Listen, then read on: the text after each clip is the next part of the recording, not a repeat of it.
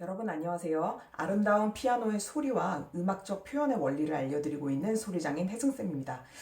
여러분들이 피아노 반주하는 거에 대해 관심이 많으시다는 걸 제가 알게 되었거든요. 그래서 반주하면은 내가 이제 부르는 노래에 맞춰서 반주를 할 수도 있고, 그리고 한 명의 어떤 보컬, 아니면 뭐 중창단이 있을 수도 있고요. 그런 분들의 반주를 할 수도 있고, 그 다음에 합창단, 아니면 만약에 교회 다니신다면 성가대가 될 수 있겠죠. 그런 형태에서 내가 합창에 반주를 할 수도 있을 거예요. 그래서 제가 이제 뭐 유학 시절 전에도 반주는 꽤 했었고, 악기 반주나 성악 반주도 다양하게 해보면서 반주를 하는 것이 단순히 내 파트만 잘 쳐서 되는 게 아니라 사실은 그 상대방 연주자와 진정한 호흡을 같이 맞추는 의사소통의 과정이거든요. 그래서 그런 반주의 형태에서 여러분들이 꼭 염두에 두시면 좋을 5가지 아주 중요한 포인트들을 나누어 드리려고 해요. 그래서 이 부분들에 대해서 생각하시면서 앞으로 여러분들의 곡을 치실 때 굉장히 아주 독수리처럼, 매처럼 아주 높은 곳에서 멀리 큰 반경으로 곡을 바라볼 수 있는 그런 해석력이 생기실 수 있을 거라고 확신을 합니다. 자, 그러면요. 처음에 이제 어떤 걸 염두에 두시면 좋냐면, 제가 우선 선택한 곡은 오 홀리 나잇이라는 거예요. 이제 크리스마스 때 치면 더 좋았겠지만, 이 곡이 워낙 아주 전형적으로 많이 나오는 반주 패턴을 담고 있고, 그리고 곡의 클라이막스까지 되게 이 스토리 라인이 확실해요. 그래서 제가 이 곡을 골랐고요. 몰랐는데 이 곡이 1847년에 작곡된 곡이더라고요. 그래서 굉장히 오래된 곡이라는 것도 이번에 알게 되었어요. 자, 그러면 첫 번째 포인트입니다. 그러니까 반주자로서 어떤 부분을 알고 계시면 훨씬 더 프로 느낌이 나게 칠 수 있는가? 바로 전주를 시작할 때부터 여러분의 그 템포 설정이나 캐릭터를 확실히 표현을 해주시는 거예요. 자, 이 곡의 경우에는요, 처음에 피아노 파트가 이제 한마디가 확실히 나오고, 그 다음에 약간의 인트로를 도입을 한 다음에, 그 다음에 멜로디가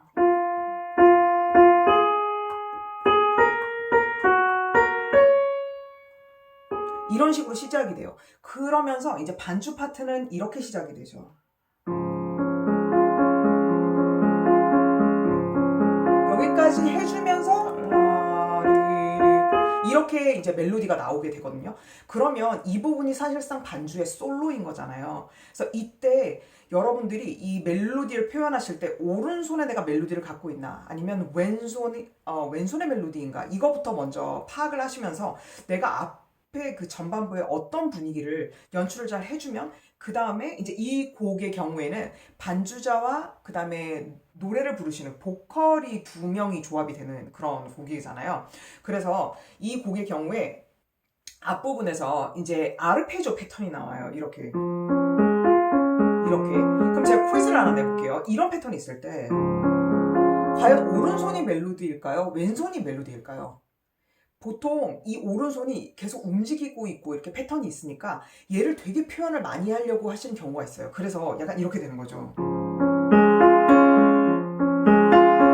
약간 이제 소리의 크고 작은 거를 막 표현하시려고 하다 보니까 오른손 패턴 안에서 이렇게 크레센도 데크레센도를 좀 과하게 하실 수가 있거든요. 근데 잘 보시면 이 곡은 왼손으로 코드를 둥 하면서 되게 기둥을 안정적으로 하면서 이 코드의 캐릭터를 쭉 펼쳐주고 있어요. 그러면서 오른손에서는 약간 분위기를 나타내주는 거죠. 서정적 분위기. 이런 식이죠. 그렇다고 해서 얘가 멜로디라 얘를 오버스럽게 표현하는 건 여기선 별로 적합하지 않죠. 근데 여러분들이 봤을 때 이런 거 있잖아요. 이렇게도 할 수 있고, 그 다음에 이렇게 멜로디를 할 수가 있잖아요. 할 때 따라라라라 이런 식의 멜로디를 하신다고 해도 오른손의 멜로디를 얘를 또박또박 쳐서는 안 되잖아요. 아까 그런 것처럼 이렇게 펼침한 패턴이 있을 때, 물론 노래 다이나믹에 따라서 내가 크고 작게가 좀 들어갈 수 있겠지만, 이런 그러니까 특히 분위기를 전체적으로 드러내는 그런 어떤 멀리 보이는 풍경 같은 느낌이 들 때는 이 오른손 패턴에다 너무 크레센도 데크레센도를 넣지 않는 게 훨씬 낫다 이거죠. 그래서 맨 처음에 분위기를 나타낼 때 이제 이 악상이 메조 폴테거든요. 그럼 조금 세게 정도잖아요. 그러면 얘를 좀 더 단단하게 울림 있게 울려주는 정도로 하고, 그 다음 얘는 분위기만 내주는 정도로만 하는 거죠. 자, 그래서 이걸 꼭 생각해 주세요. 내가 반주자로서 처음에 시작을 할 때는 이 곡의 전체적 템포가 뭔지를 확실히 결정을 한 다음에 이 곡의 분위기, 내가 앞에서 어떤 식으로 분위기를 펼쳐줘야 하는가, 그리고 오른손이나 왼손에서 정확한 캐릭터를 가지고 있는 손은 무엇인가. 그러면 거기에 멜로디라면 얘 멜로디로 확실히 나와야 되겠지만, 여기 같은 경우에는 오히려 왼손의 코드에 비중이 단단하게 들어가고 얘는 그냥 이 위에서 분위기를 나타내는 그런 멜로디 패턴이다 이거죠. 그래서 그런 것들을 먼저 파악해 주시는 게 굉장히 중요해요. 자, 그래서 앞부분에서 이렇게 분위기를 잘 깔아주셨잖아요. 그러면 되게 중요한 게 뭐냐면, 내가 앞에 다이나믹을 뒤에 솔로가 나오는 것보다는 그러니까 나 혼자 파트인 거잖아요, 여기가. 그러니까 조금 더 나와줘요, 분위기를. 물론 여기가 되게 은은하긴 하지만 그래도 굵직하게 나와주다가, 그 다음에 이제 솔로가 나올 때 이때 줄여주는 거예요. 그래서 솔로가 나오는 그 타이밍, 그 순간에 내 반주 파트를 줄여주는 거죠. 자, 그러면 그 들어오는 그 순간을 해볼게요. 여기까지도 크다가 이렇게만 해주면 어떤 효과가 있냐면, 솔로가 멜로디가 되게 잔잔하게 흐르다가 뒤로 가면서 점점 클라이막스가 될 거거든요. 그러면 앞부분에서 고요하게 들어갈 때 내가 그거보다 더 크게 들어가 버리면 멜로디를 잡아먹는 거잖아요, 볼륨을. 그러니까 더 낮춰줌으로써 솔로보다 볼륨을 더 낮게 들어가면서 이 솔로를 부각시켜 주는 거죠. 그래서 이 솔로 파트에 볼륨을 어느 정도 할까를 항상 기억을 하시면서, 그리고 이제 연습을 하실 때 이걸 파악하시는 것도 좋아요. 이 솔로 주자가 목소리 크기가 어느 정도의 범위를 갖고 있는지를 파악을 하시는 거예요. 그래서 처음에는 이 정도의 볼륨을 갖고 있고 뒤에서 클라이막스를 펼쳐진다면, 앞에서는 내 반주는 더 작아야 되는 거죠.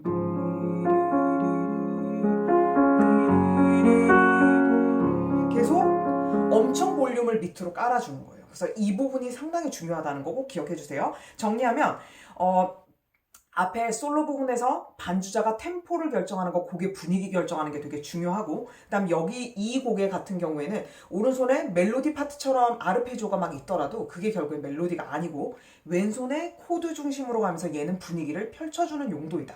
그리고 내가 그 반주자가, 내가라는 건 반주자예요. 반주자가 솔로로 나왔다가 이제 진짜 솔로가 나올 때는 나오는 그 순간의 볼륨을 원래 치던 것보다도 확 떨어뜨려서 솔로가 환하게 빛이 나도록 그렇게 만들어준다. 이걸 좀 기억해 주시면 좋겠습니다. 자, 그 다음에 두 번째 파트는 뭐냐면요, 솔로가 이제 노래를 할 거 아니에요. 뭐 저는 멜로디 중심으로 해서 여기를 그냥 그럼 아르페지오로 깔아볼게요. 그러면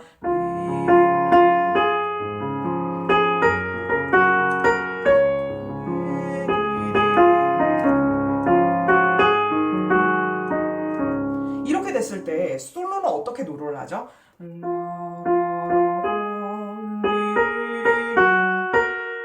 여기서 좀 어느 정도 크레센도를 하겠죠. 그 다음에 약간 줄었다가 조금 커지는 듯 하다가 이런 식으로 다이나믹을 넣겠죠. 그러면 반주자가 내 파트 내에서, 특히 이제 여기 반주는 다 이런 식이에요. 오른손에 계속 패턴이 들어가 있어요. 그러면 이런 경우에는 내가 어떻게 다이나믹을 해야 될지 굉장히 헷갈리실 수가 있거든요. 이때 참고를 하실 건 뭐냐면, 멜로디 파트를 보시면서 이 멜로디 파트가 상행할 때 어떻게 크레센도를 하고 어떤 부분은 어떻게 작아지고, 그거의 흐름에 맞춰서 그 지금 치시는 이 반주의 파트도 같이 그 다이나믹을 움직여주는 거예요. 그럼 이런 거죠.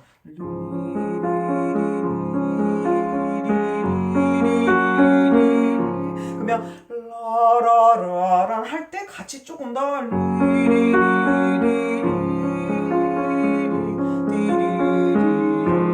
이럴 때는 여기 이 코드에서 얘가 조금 더 쭉 떨어졌어요. 이렇게. 그러면 좀 범위가 넓어졌잖아요. 그러면 더 깊게 얘를 꾹 눌러주고 프레이즈가 결국 작아지니까 나의 반주 패턴도 그거의 움직임에 맞게 소리 조절을 해주는 거죠. 그래서 결국에는 이 솔로가 가지고 있는 멜로디가 내 마음속에 되게 흐르고 있어야 돼요. 이건 하나 좀 조언을 드리자면, 제가 석사 2학기 때 저는 이제 연주와 반주를 복수 전공을 했었거든요. 그래서 반주 연주회를 총 3번을 거쳐서 했었어야 돼서 거의 매 학기마다 연주회를 하는 시기였었어요. 근데 그때 제가 처음 반주가 반주 리사이틀이 되는 거죠. 너무 떨리고 긴장이 돼가지고 곡을 진짜 열심히 연습을 했는데도 이제 리사이틀 하기 전에 너가 자격이 되는지 안 되는지 시험을 볼 거야. 이게 이제 미국의 히어링이라는 시험이 있거든요. 그걸 볼 때 너무 긴장을 해서 어깨도 경직이 되고 막 그랬었거든요. 근데 이제 그런 심리적인 문제도 있었지만 그때 교수님이 저한테 조언을 주셨던 게 뭐냐면 너가 물론 떨리고 막 이렇게 몸도 막 굳고 이럴 수 있지만 너가 특히 성악 반주를 할 때 생각할 거는 성악 주자가 크레센도를 만들고 데크레센도 만들고 그다음에 프레이즈에 맞춰서 노래를 할 때 너가 그걸 자꾸 맞춰서 끼워 맞춰서 박자를 들어가려고 하면 안 돼. 이렇게 얘기를 하시는 거예요. 그러니까 결국 네 마음속에서 네 가슴 안에서 그 솔로 연주자의 노래가 계속 동시에 흐르고 있어야 돼. 그래서 그 노래와 같이 호흡을 하는 거지 너가 너만의 박자를 가지고 자꾸 저쪽 박자에다 맞추려고 드는 순간 노래는 계속 삐긋삐긋나게 되는 거야. 이 얘기를 해주시는 거예요. 근데 그 전만 해도 제가 생각했을 때 분명히 제 박자가 리듬이 맞다고 생각을 했었거든요. 그런데 진짜 그 솔로 연주자의 노래를 계속 제가 가슴에 담으면서 같이 노래를 하려고 하는 순간 그 다음부터 마음이 되게 편안해졌고 그다음 그 심리적으로 자꾸 긴장되면서 이렇게 몸이 압축이 됐던 게 점점 풀어지더라고요. 그래서 연주회 때는 특히 노래를 그러니까 그 솔로 주자가 노래를 할 때 저가 정말 되게 놀라운 경험이었는데 충분히 그 노래를 제가 다 숙지를 하고 호흡하는 것까지 감안을 하고 연주를 했더니 같이 노래를 하는 게 어떤 거라는 거를 느끼게 된 거예요. 그래서 여러분들도 아주 쉬운 곡을 하시더라도 여러분 파트만 열심히 연습하지 마시고 그 솔로 파트의 노래를 한번 같이 솔로 파트만 불러보시면서 호흡이 이렇게 들어가는구나. 그 다음에 쉬었다가 그 다음 소절이 들어올 때는 약간 이런 식으로 여유를 갖고 들어오는구나. 이런 거를 이해를 하시는 시간을 갖고 반주를 꼭 해보셨으면 좋겠어요. 그래서 그 끼워 맞추지 않고 솔로 주자와 같이 호흡한다. 내 가슴 속에 그 노래가 흐르고 있다. 이 느낌을 꼭 이해를 하셨으면 좋겠거든요. 그래서 그 부분이 바로 두 번째 포인트. 굉장히 중요한 포인트입니다. 어떻게 보면 좀 레벨이 높다고 할 수 있지만 여러분들이 만약에 그동안 반주하시면서 그냥 멜로디 파트는 따로 두고 여러분 파트만 만약에 열심히 연습을 하셨다면 이제부터는 꼭 그 솔로 노래 부르는 상대방의 멜로디를 충분히 숙지를 해서 연주한 다음 그 다음 반주를 하셨을 때 느낌이 확 다를 거예요. 그래서 또 다른 팁을 잠깐 드리자면 그러면 성악 같은 경우 뭐 다른 악기도 마찬가지지만 중간에 호흡이 들어갈 수 있잖아요. 그러니까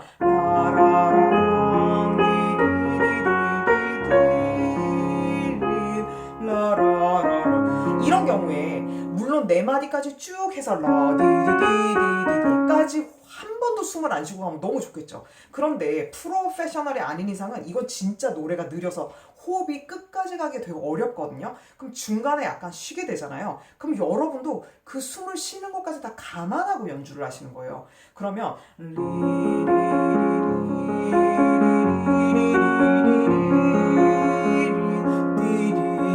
그러니까 제가 지금 숨을 약간 들어갔잖아요. 만약에 내 것만 신경쓰면 나는 맞춰서 쳤는데 이렇게 생각하실 수 있는데 호흡을 그 노래 부르신 분과 같이 내가 호흡을 하고 있다면 하면서 벌써 이 노래를 할 때 여유가 생겨요. 반주를 할 때. 그래서 그 부분을 꼭 생각하시고 여기 되게 좋은 예가 있거든요. 12마디에 보면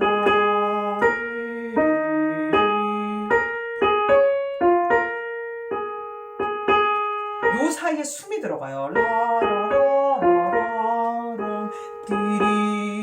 근데 이걸 만약에 전적으로 반주 악보만 되게 몰입해서 열심히 연습하시고 그거 신경 안 쓰고 그냥 내 박자대로 하면 그냥 바로바로 들어가 버리는 거잖아요. 근데 호흡을 생각하고 여러분이 반주를 하시면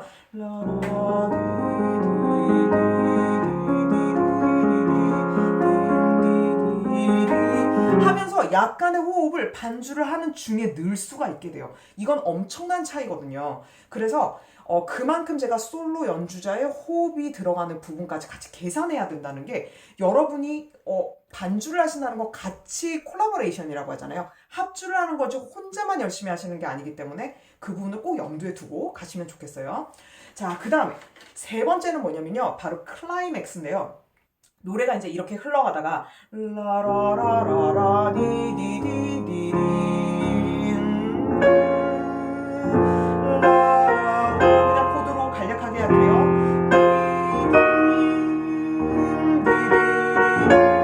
하면서 점점 클라이막스로 몰아가요.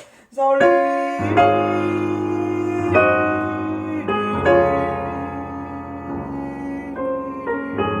그다음에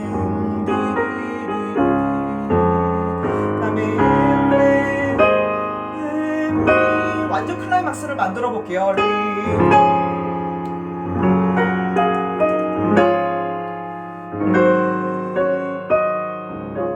하면서 아까 E 플랫 이 부분이 가장 이 곡의 하이라이트라고 볼 수 있겠죠. 제가 추격해서 치다 보니까 그랬는데 이 부분을 향해서 결국 간다고 했을 때 이제 반주를 하는 입장에서도 먼저 다이나믹의 기승전결을 생각을 해두시는 거예요. 그러면 맨 처음에 솔로 주자가 런띠리리린 여기가 지금 폴티시모 정도라고 볼 수 있겠죠. 그럼 맨 처음에 내가 시작하는 피아노를 이 정도를 정하고 그 다음에 이 정도를 이제 폴티시모로 하면 내 머릿속에 제일 큰 지점 제일 작은 지점에 대해서 확실히 그림을 갖고 시작할 수가 있잖아요. 그래서 이런 구도를 잡고 그 다음에 그 보컬, 노래를 하시는 분이 어느 정도까지 또 폭발적인 소리를 낼 수 있는지도 파악하신 다음에 만약에 그렇게까지 큰 소리를 못 내시는 분이에요. 그러면 반주자가 도와주는 거예요. 같이 밀어붙여서 도와주는 거죠. 자, 그래서 그게 바로 클라이막스가 이제 일종의 터져준 다음에 그 다음에 반주자의 역할이 중요하다가 바로 이 네 번째 포인트거든요. 그래서 자연스럽게 제가 이제 연결을 할 텐데요. 그러면 클라이막스 부분에 이제 앞부분에서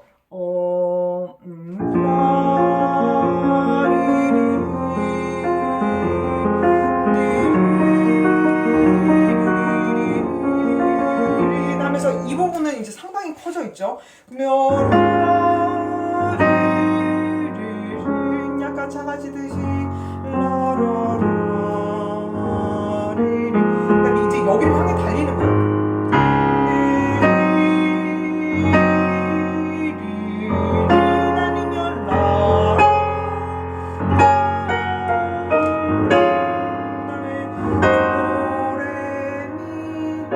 여기까지 여러분들이 빵빵 터져주셔야지 이제 솔로 주자가 더 노래를 하기가 편해지는 거예요. 그래서 반주자의 역할이 이 정도로 되게 중요해요. 자, 그럼 네 번째로 자연스럽게 연결해 볼게요. 이게 바로 그 반주자의 에너지가 되게 중요하다는 부분인데요.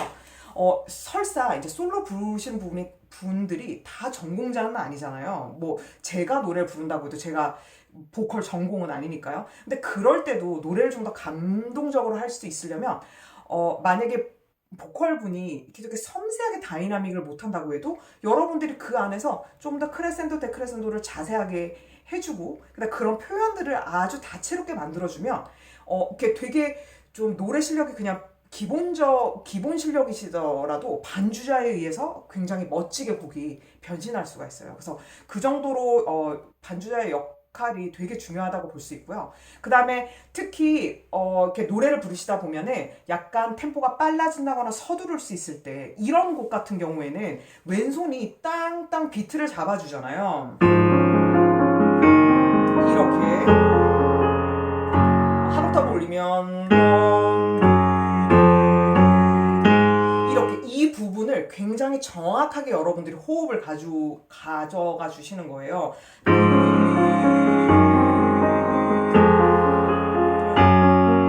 사실상 오른손보다도 얘를 얼마나 단단하게 찍어줬느냐가 솔로가 부를 때 되게 안정감 있게 이 박자를 흔들리지 않고 갈 수 있는 그런 토대가 될 수 있어요. 뭐 이런 데도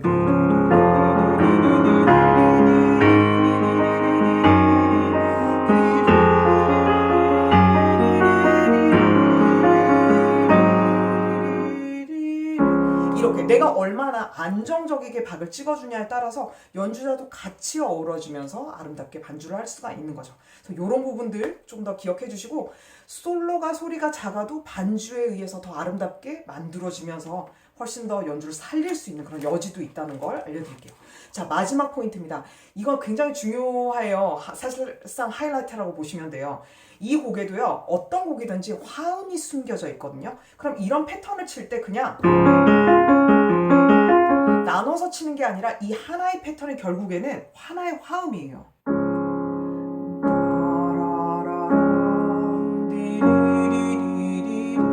그래서 여러분들이 이런 펼침한 패턴을 치실 때는 하나의 코드로 만들면서 이 코드 안에서 크고 작게를 조절하는 연습을 하시면 진짜 좋거든요. 자, 그러면 따라라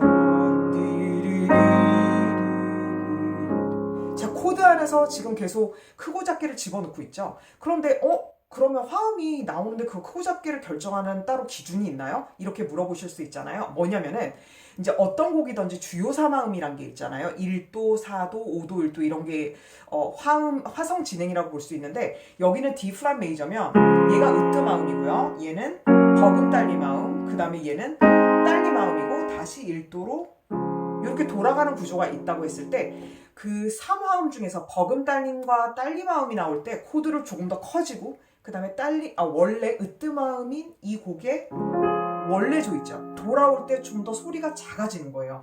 이 원리만 생각하셔도 훨씬 이 화성을 표현할 때 크고 작게가 되게 논리적으로 그러면서도 그 강조되는 코드와 그다음 해결되는 코드를 아주 효과적으로 표현할 수 있기 때문에 좋아요. 뭐냐면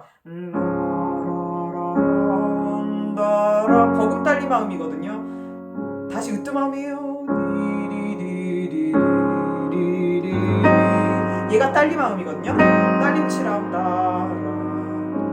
그래서 다시 1도로 돌아올 때 원래 으뜸마음으로 돌아올 때만 작게 해줘도 코드가 상당히 멋져요. 자, 그 다음에 약간 바뀌었죠? 그럼 조금 커지고 따라 다시 그 다음에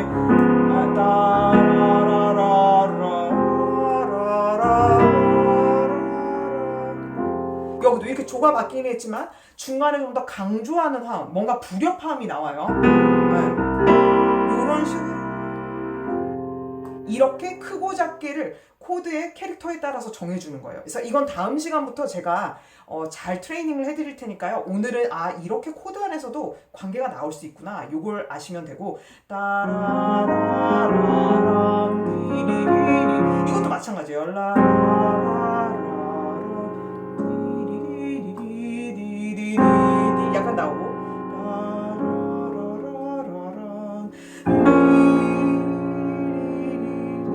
이런 코드 안에서 크장만 해도 감동이 일어날 수 있어요. 그 다음에 또 1도로 돌아왔거든요.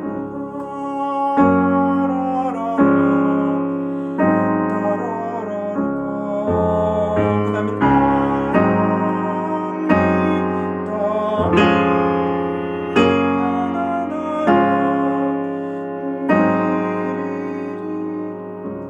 원래 1도로 돌아오면 또 감동적으로 원래 마치 집으로 돌아올 때 그 편안함처럼 느껴질 수가 있는 거죠. 그래서 이렇게 5개 포인트를 여러분과 한번 나누어 보았습니다. 제가 사실 팁도 준비했었는데 시간이 너무 많이 지났기 때문에 이렇게 5가지 정리해본 포인트들을 여러분의 곡에서 잘 적용하시면서 더 멋진 연주자로 거듭나시길 바랄게요. 네, 그러면 다음 시간에 더 유익한 컨텐츠로 또 찾아뵙도록 하겠습니다. 네, 다음 시간에 또 만나요.